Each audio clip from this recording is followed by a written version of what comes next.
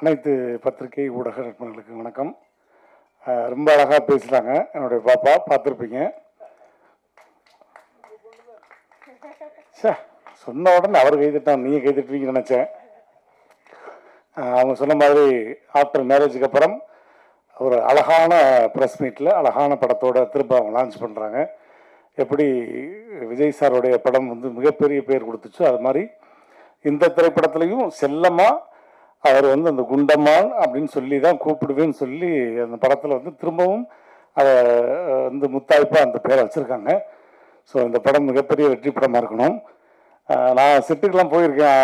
அதுக்கு முன்னாடி நம்மளுடைய இயக்குனர் மரியாதைக்குரிய எஸ்சிசி சார் வந்து அவருடைய படமும் நான் நடிச்சிருக்கேன்.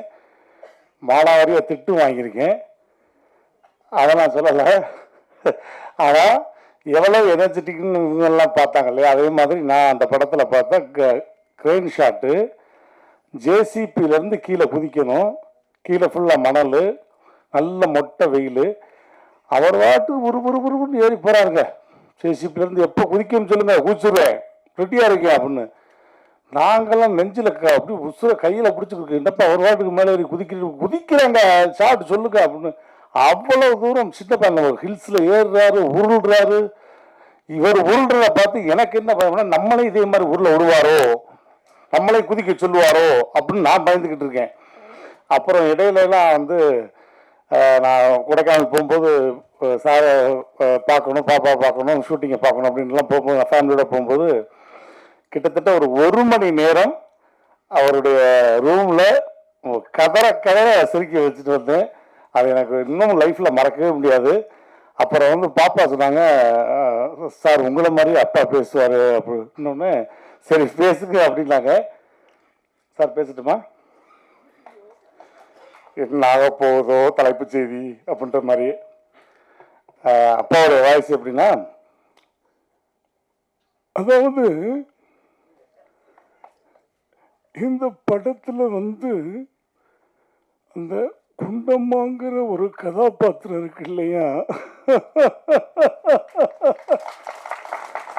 ரொம்ப பிரமாதமாக நடிச்சிருக்காங்க. இவங்களோடெல்லாம் ஓடி நான் நடிக்கக்கூடிய ஒரு வாய்ப்பு வந்து எனக்கு இன்னும் இந்த ஆண்டவன் கொடுத்துருக்கான் அப்படின்னு நினைக்கும் பொழுது அந்த ஆண்டவனுக்கு ரொம்ப ரொம்ப நான் நன்றியை சொல்லிக்கிறேன். இந்த படம் மிகப்பெரிய வெற்றி படமாக இருக்கணும். பொதுவாக மற்ற உயிரினங்களை திருப்பி போட்டால் அந்த கடவுள்ன்ற வார்த்தை வருமா அப்படிங்கிறது தெரியல. ஆனால் டாக்கை மட்டும் நீங்கள் திருப்பி போட்டிங்கன்னா அது கார்டன் வரும். அவ்வளவு அழகாக நடிச்சிருக்காங்க. அவங்களுக்கு என்னுடைய நன்றியை சொல்லி, இந்த படம் மிகப்பெரிய வெற்றி படமாக கொண்டு போய் சேர்க்க வேண்டியது பத்திரிகை நண்பர்களுக்கு அப்படின்னு சொல்லிக்கிட்டு, இறைவன் மிகப்பெரிய ஒரு இந்த படத்துக்கு சப்போர்ட்டாக இருக்கணும்னு வேண்டிக்கிட்டு விடைபெறுகிறேன். நன்றி, வணக்கம். நன்றி.